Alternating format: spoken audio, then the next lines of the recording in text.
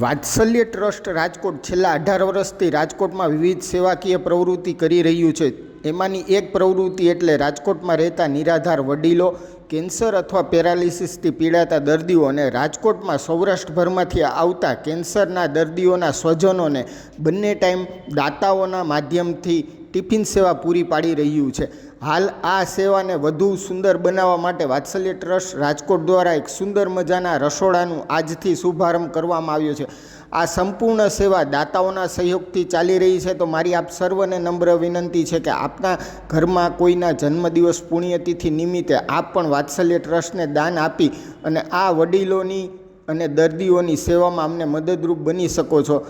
વાત્સલ્ય trust Rajkot દ્વારા તેનો UPI number અને QR કોડ આ વિડીયો સાથે સામેલ હોય તો આપ સર્વ અમને આ સેવામાં સહયોગ કરો એવી મારી આપ સર્વને નમ્ર વિનંતી છે। ભારત માતા કી જય, વંદે માતરમ।